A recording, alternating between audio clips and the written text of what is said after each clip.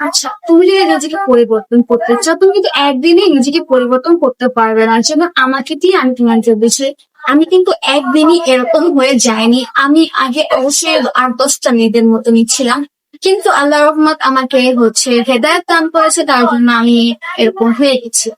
তুমিও যারা তোমার নিজেকে পরিবর্তন করতে পারো, অবশ্যই পরিবর্তন হওয়াটা খুবই জরুরি। কারণ আমাদের আজ না অকাল আল্লাহর কাছে যেতে হবে, তখন আমরা আল্লাহকে জবাব দেবো।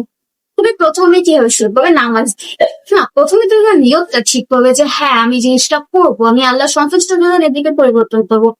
তারপর তুমি নিয়ে আসবে নামাজে। নামাজ একদিনে যে তুমি 5 ওয়াক্ত নামাজ পড়তে পারবে না। তুমি সরাসরি যদি আজকে নিয়ত করো যে হ্যাঁ 5 ওয়াক্ত নামাজ পড়বো, হবে না।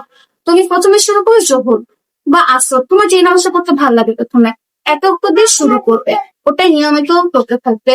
তারপর আর ওয়াক্ত নামাজ বাড়াবা। যেমন তুমি জোহরের নামাজ দিয়ে শুরু করছো, তো তুমি জোহরের নামাজই টানা কয়েকদিন করতে থাকবে। তারপর তুমি আসরের নামাজে যাবে। তারপর জোহর আর আসর এই দুই রাকাত নামাজ পড়ে থাকবে কন্টিনিউয়াসলি। তারপর তুমি মাগরিবে আসবে।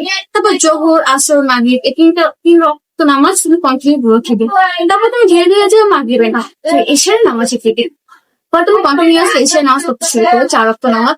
তারপর তোমার ফজরের নামাজ। ফজরের নামাজটা হচ্ছে সব থেকে কঠিন। যে এত ভোরবেলা উঠে আমার ঘুম ভাঙবে না। অবশ্যই আমরা 9টা-10টা পর্যন্ত ঘুমিয়ে থাকি। আমাদের একদিনে তো অভ্যাস না, দেখবো 5টা বাজে উঠে নামাজটা করবো। অ্যালার্ম বাজতে থাকবে, আমরা অ্যালার্ম অফ করে দিব। যদি তুমি ধীরে ধীরে চলে, অবশ্যই তুমি পারে 5 ওয়াক্ত নামাজ পড়ছে। এভাবে তুমি তোমার 5 ওয়াক্ত নামাজের দিকে চলে যেতে পারো। তারপর তুমি শুরু করবে পর্দা। এখন বলি, পর্দা শুধু মেয়েদের জন্য না, পর্দা ছেলেদের জন্য।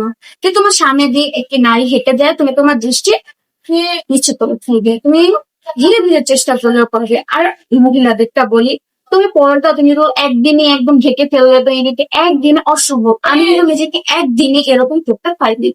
ফার্স্টে তুমি কি করবে, যেরকম ড্রেসটা পরো সেটাকে চেঞ্জ করবে। তুমি অনেক কিছু ওয়েস্টার্ন পরে তুমি কামিজ পরা স্টার্ট করো, ঢিলা ঢালা কামিজ, সাথে হিজাব পরা ট্রাই করবে। এরপর হিজাব পরতে থাকবে। তারপর তুমি একটা আবায়া বা নর্মাল বোরখা সাথে হিজাব করবে। একেবারে নিকাব বা ঢাকার কোনো প্রয়োজন নেই। মানে এই বোরখা হিজাবটাই বেঁধে চলে যায়, মানে বাহিরে গেলে। তারপর তুমি ধীরে ধীরে নিকাব পড়া শিখবে, বাট আস্তে আস্তে তুমি খাস করতে চাই করবে। পর্দার বিষয়ে আমি আরো বিস্তারিত করে ধীরে ধীরে আরো বোঝাবো। তুমি কিভাবে বাসায় পর্দা করতে পারো বা তেমনি আমরা যখন বাইরে গেলে সহজে এবং বোরখা টোরখা পরে বাইরে যেতে পারি, কিন্তু ঘরে ভিতরে কোনো মেহমান আসে কিভাবে পর্দা করবো সেই বিষয়ে অন্য একদিন বলছে। তারপরে কোরআন তেলাওয়াত। তুমি যদি আরবি পড়তে না পারো, তাহলে তুমি বাংলাটা পড়বে, বাংলা অর্থগুলো পড়বে। তাহলে তুমি পঞ্চে পড়তে পারো। তাহলে তুমি একদিনে তুমি এরকম হয়ে যাচ্ছে অনেক কয়েক পৃষ্ঠা পড়তে হবে, বা 1 ঘন্টা 2 ঘন্টা তুমি বসে বসে পড়বে। তুমি অন্তত হলো 1 পৃষ্ঠা পুরো ট্রাই করো। 1 পৃষ্ঠা না হয় একটা আয়াত বা 2 আয়াত পুরো ট্রাই করো। এটা তুমি নিয়মিত তুমি নিজে অভ্যাসটা করে চেষ্টা করো। তুমি অবশ্যই পারবে। একদিনে মানুষ কখনোই কিছু পারে না। তারপর ট্রাই করতে পারো জিকির। জিকির সত্যি খুব ভালো মাধ্যম। নামাজ শেষে অবশ্যই জিকির করবে। আর তাছাড়া তুমি যখন ফ্রি টাইম থাকবে ছোট ছোট জিকির করতে পারো, যেমন আলহামদুলিল্লাহ, আল্লাহু আকবার, আস্তাগফিরুল্লাহ, এরকম ভাবে আরো ছোট ছোট জিকির আছে, সেগুলো তোমরা করতে পারো। দেখো, তুমি ধীরে ধীরে নিজেকে চাইলে পরিবর্তন করতে হবে, কিন্তু সময় লাগবে। একদিনেই মানুষ কোনো কিছু করে না, মানুষ একদমই পারফেক্ট হয় না, ধীরে ধীরে করতে হয়। এই দুনিয়ার যেখানে কিন্তু আমাদের সবকিছু না, আমাদের আখিরাতে যেতে হবে। আখিরাতের জীবনের সবকিছু আমাদের আল্লাহর কাছে যেতে হবে। অভ্যাস ত্যাগ করতে পারো। যেমন ধরো গান শোনা। অবশ্যই আমরা বর্তমান যুগে অনেক অনেক বেশি গান শুনতে পছন্দ করি। তুমি এই গানটা থেকে বলতে হবে, গান শোনা সম্পূর্ণ হারাম। হারাম মানে হারাম। কেন হারাম? কি হারাম? হারাম মানে হারাম।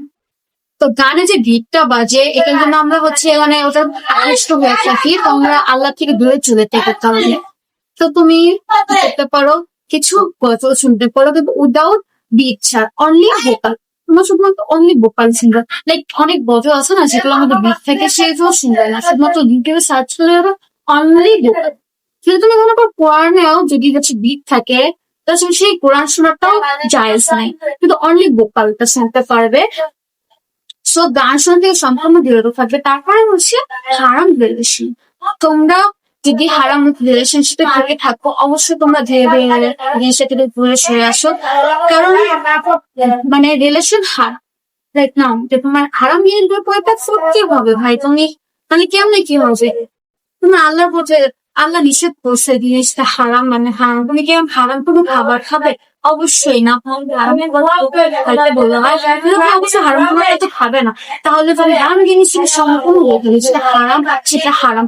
মানে বিয়ের আগে রিলেশন করা বা সম্পর্ক থাকা যায় যেটা, তাহলে আমাদের তো বলাই হতো, আমাদের কেন হারাম বলা হচ্ছে? হারাম থেকে সম্পূর্ণ দূরে থাকতে হবে।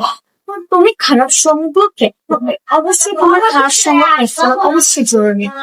কারণ তুমি ধরো তুমি হচ্ছে বোরখা বা পরিবর্তন করে বোরখা করছো, এবং তোমার একটা ফ্রেন্ড থাকে বা কোনো জন্মদিন বা কোনো বিয়ের অনুষ্ঠান বা তোমার ফ্রেন্ডস কোনো গ্রুপ দেবে, তোমার ফ্রেন্ডস মানুষদের আসলে বোরখা পরে আসিস না, তো একটা সুন্দর ড্রেস পরে একটা কামিজি পরে বা হচ্ছে থাক আজকে বের হয়ে যাচ্ছে, এটা ট্রান্স করতে হবে না, আজকে লাইক ঘটনাটা দেখে গেছো, তখন আচ্ছা নাগরি বেড়ে যান বা আসলে বেড়ে যাচ্ছে, তো থাকতে বাসায় যেয়ে পড়তে আসছে বাদ দেয়, একদিন নামাজ পড়লে কিছু হবে না, বা একদিন বোরখা না পড়লে কিছু হবে না, বা এইভাবে তুমি তো উৎসাহ দিবে না, তোমার আরো হচ্ছে আল্লাহ থেকে দূরে নিয়ে আসবে। তুমি এরকম সময় বেছে নেবে যে তোমাকে হচ্ছে নামাজ পড়ার হচ্ছে উৎসাহ দেবে, পড়া করার উৎসাহ দেবে, তোমাকে আল্লাহর দিকে উৎসাহ দেবে, এরকম কোনো বেছে নিবে।